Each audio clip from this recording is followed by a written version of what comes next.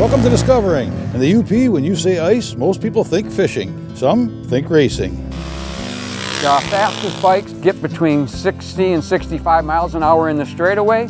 Then part one of this year's Predator Prey project. Stick around, it's Monday night and time for Discovering. The secret streams that flow beneath the cliffs of colored stone. Forest thick and healthy with birch and pine and oak. Surrounded by the greatest lakes this world has ever known. The black bear's awesome presence as he roams the hills and fields. Call of the timber wolf, the loon's lonesome trill. The eagle soaring high above, the trout lies deep and still. These are what I treasure, the only way I measure feelings that I have for this fine land. There is so much to discover when you're a long-time lover of northern Michigan.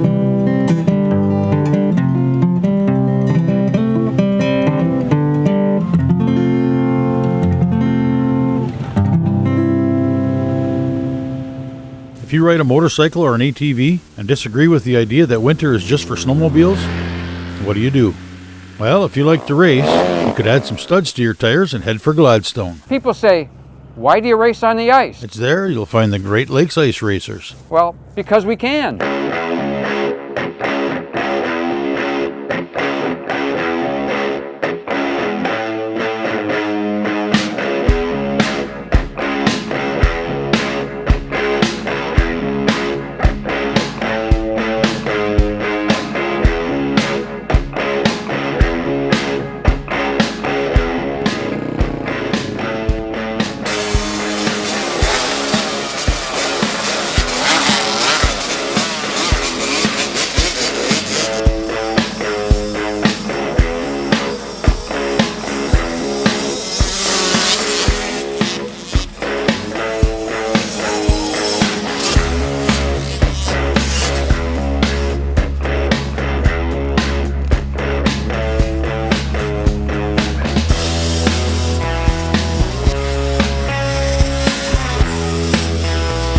This is a typical ice track. It's a quarter-mile track, oval. So this is just like the track around your local high school football field as for size. The Great Lakes Ice Racing, we're in our 28th year here now. It's a great family sport. We got kids anywhere from 4 years old all the way up to guys that are 70 years old racing out here.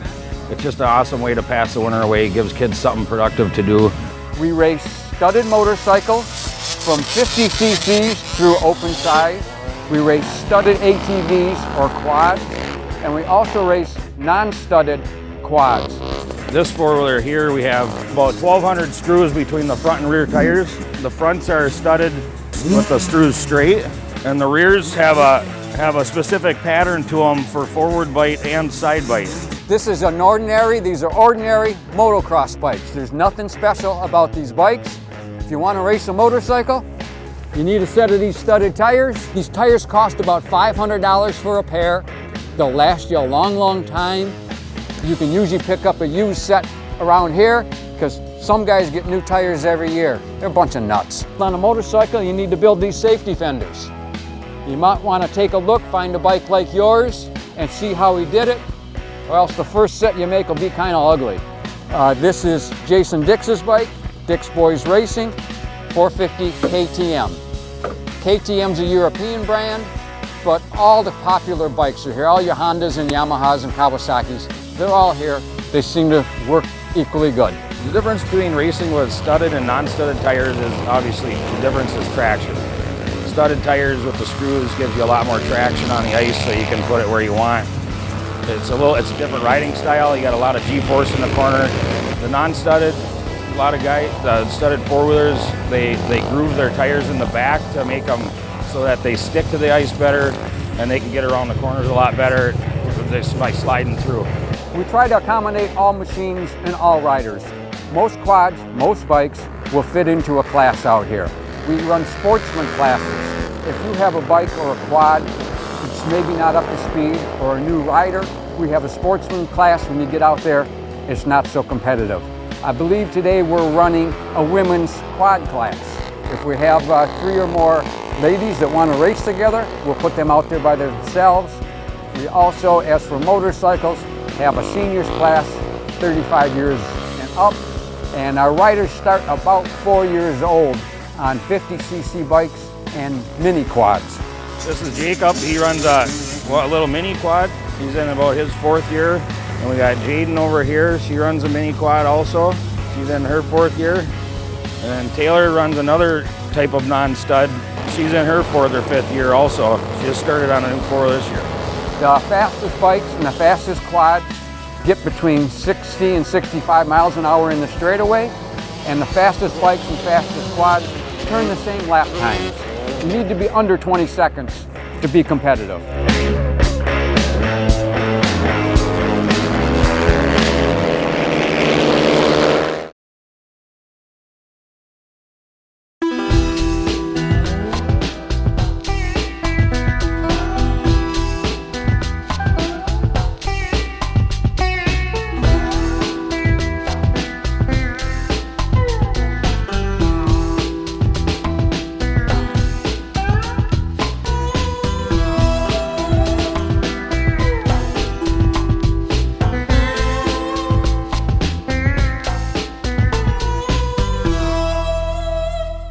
This is our 28th season of running a series championship. We do weekly points and for trophies at the end of the season. Yeah, we've been racing as a family for, I don't know, probably about the last 8 years. Both of the boys started, I believe, at 4 years old. Of course, I try to hold my own with them. But, you know, we've raced here at Great Lakes Ice Racing for about the last, I think, about last 8 years. And we also do the District 16 flat track series through Wisconsin, along with various other tracks around the UP or anywhere we can find a race. We like ice racing because it's kind of a transition from flat tracking during the summer. Basically the same concept of turning left and going fast.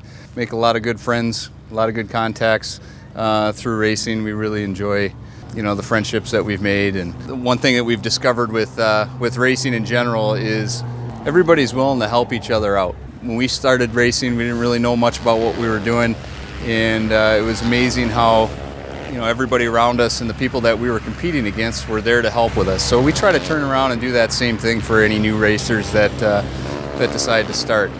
We've been pretty successful over the last few years. My son Avery here has picked up, I think we're at about 6 or 7 Great Lakes Ice Racing Championships, along with a state championship. 2 or 3 podium finishes at the Nationals. This is a Kawasaki 85. I've been racing about 8 years, and I like it because it's an adrenaline rush and it's fun going fast and competing. And then my youngest here, Sawyer, the Sauce, is right now the current AMA Ice Racing National Champion for 2016. I race a 65, and it's like one up from a 50, and you have to shift and all that, and it gets confusing sometimes. What I like about racing is probably the speed and how fast and the challenge against your friends. We're planning to go back to Nationals again this year and see if we can recapture another title. We've had a real good safety record over the years. In 28 years, there's been a couple broken bones. That's about it. We have an EMT here at all times, and of course we're all wearing full safety gear. Motocross boots, pads, body protectors. There's nothing to run into out here. There's no trees, there's no fence. The normal spill, you're going around a corner too hard, the bike scoots out from underneath you. We're leaned over so far, you don't fall very far. You hit the slippery ice, you slide out of the way, and the only thing to hit is the snowbank. We have a permit from the DNR to use this spot here. We use their ramp, the boat ramp, for access to the ice. Their permit's got rules as to how thick the ice has to be. Nobody ever falls through. We got to have 15 inches of ice to race out here. It limits us to what days, what times we can be here, cleaning up after ourselves. If there's a problem, they call us. but the DNR has been really good to work with and helping us out. This has turned to be a fun and safe and fairly not too expensive of a way to go real racing, especially because a lot of people watching today have motorcycles in their garage or ATVs that would fit in very well out here. Anybody can do this. If you ride a dirt bike, street bike, or quad, come out and take a look around, find somebody with a machine like yours, and I'm sure they'll be glad to help you out. We have women and girls racing, fathers and sons, kids as young as 4 years old. There's one guy that races a motorcycle. They say he's over 60 years old, but he don't admit it, so I don't know if that's true. Ice racing started in the 1950s in the Flint, Port Huron area. Back then was before studs. They used to just throw sand down on the track, lower the motorcycles, and drag both feet. The studded tires came in the 70s and have evolved into what we've got today. Ice racing has become very popular, central Michigan, central Wisconsin, and the upper Midwest in general. Every year there's a national championship. When our races go there, our boys are as fast as anybody, and they always bring home some trophies from the national championship.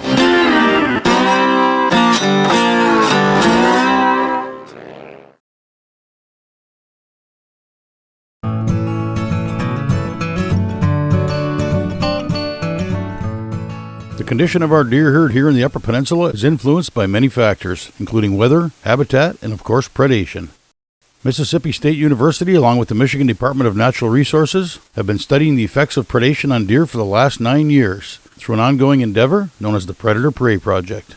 Today we're doing black bear den checks on the Michigan Predator Prey Project. We're in the third phase of the Pred Prey Project. The first two phases occurred from first one 2009 to 2012 in Escanaba in the low snowfall zone. Moved up to the mid snowfall zone from about 2012 to 2015 based out of Crystal Falls.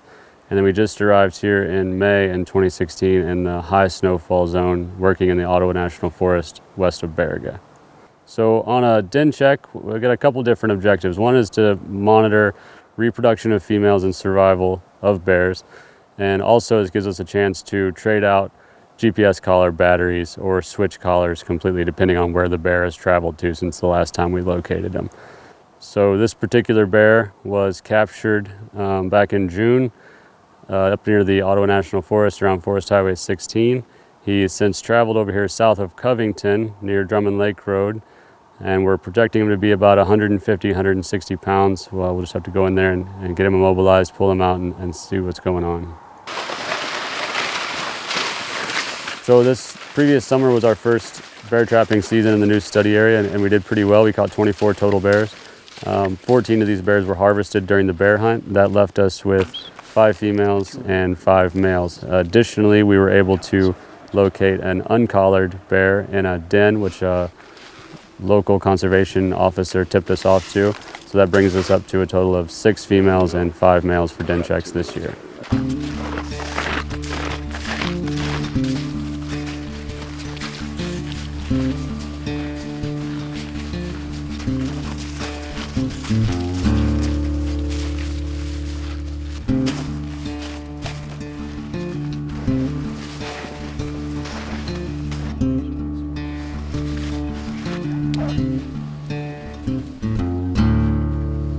So the process of immobilizing a bear involves finding its den sometimes earlier in the winter using VHF telemetry.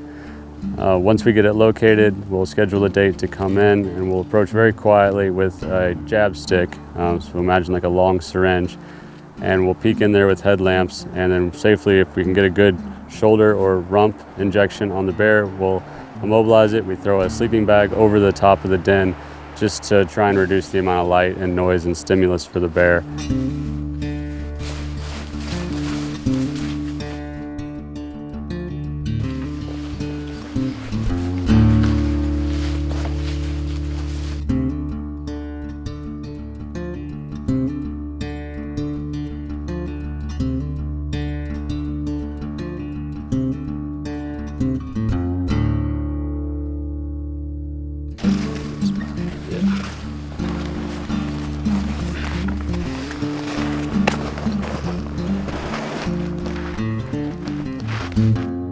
We'll check it periodically around 12 to 15 minutes. The drugs usually take full effect. We'll remove the sleeping bag, crawl in there, get a couple straps around his feet, and pull the bear out and get him on the tarp to start the workup process. So how's the head gonna come?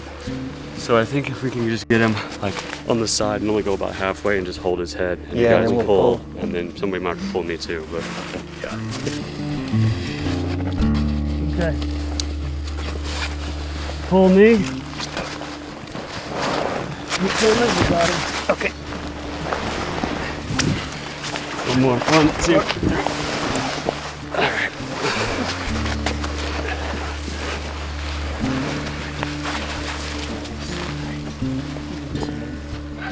I'm gonna get up. I'm not really doing a whole lot right here.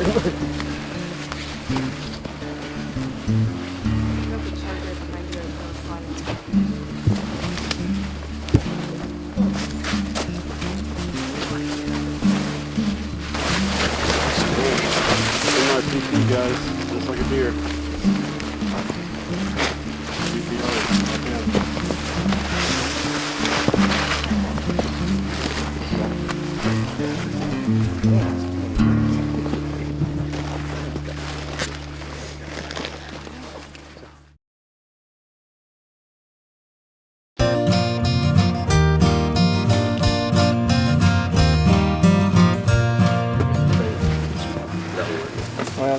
During a typical workup, we'll take a variety of morphometric measurements.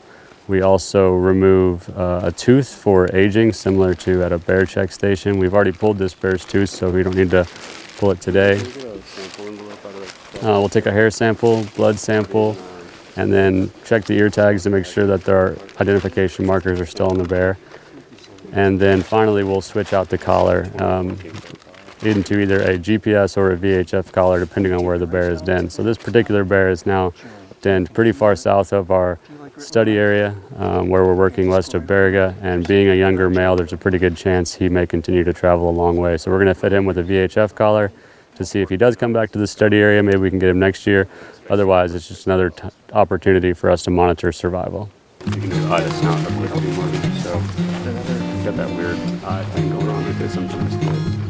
Man, this guy is Yeah. Is that the tip of the side of the crest? One of these is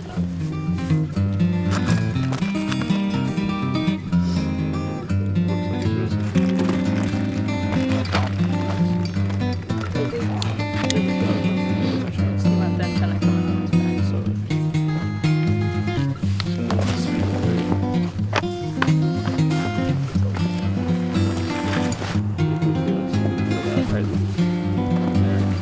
Two bears with like notched ears and stuff like that. So. Especially when go ahead and push it through the hole before you clip it. And then feed it. Their collaring is a little bit different than most species because they have pretty dramatic. You need a right image. So this bear is a research animal in the Michigan Predator Prey Project, and our objectives are to investigate white-tailed deer survival, does and fawns, in relation to predators, winter weather, and habitat. Lizzie, can you write this collar and put down? Yeah. What's the color ID? So on the project, we capture and collar white-tailed deer, doe and fawn, American black bear, wolf, coyote, and bobcat. And we monitor our deer survival, and whenever mortality does occur, we'll do predation investigations or mortality investigations to try and look at which predator, if any, was responsible for that particular deer's mortality. And then from the carnivore side, we're looking at it in the form of such things like predation rates and kill rates. So we'll collar these individuals with GPS collars, go to areas where they've been spending a considerable amount of time, and we search those areas using detection dogs to look for remains of white-tailed deer, doe, and fawn. And not necessarily just white-tailed deer, doe, and fawn, but also alternate prey. Snowshoe hare, grouse, beaver, things like that are obviously in these carnivore diets as well. Pull him back onto the tarp a little bit. Snow over here. Imagine which one was blue, purple, red. I don't know. We'll just deal with it.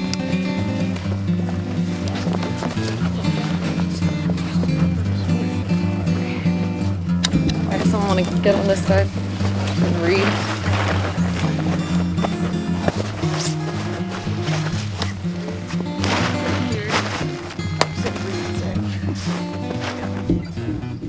Got it? 87 even. 87 kilos, Jerry. Bioelectrical impedance analysis. Kind of like when you stand on that thing at the gym and put your hands on the other thing. Lizzie, is it reactance or resistance on the data sheet? Resistance. Okay. Take 3 measurements and average them. Is that 133? Resistance. And then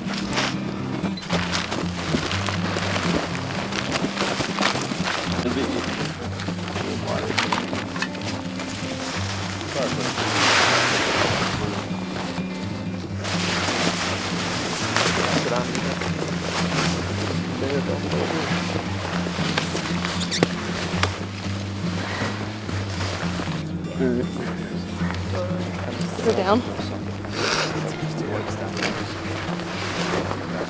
So once the workup process is complete, we will place the bear back in the den. Sometimes this requires a little bit of excavating to get him all the way back in there.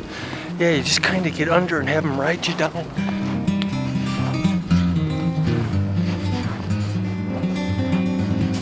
Done this a few times, haven't you? Yeah, but because then he'll be more level too, which is kind of nice. Yeah.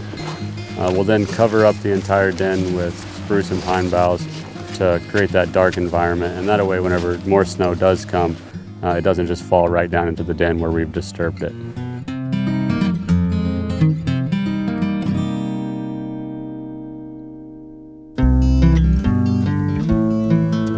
Well, that's it for tonight. If you'd like to keep tabs on what's coming up on Discovering or see where we've been, go to 906outdoors.com. Thanks for watching, and we'll see you next week right here on Discovering.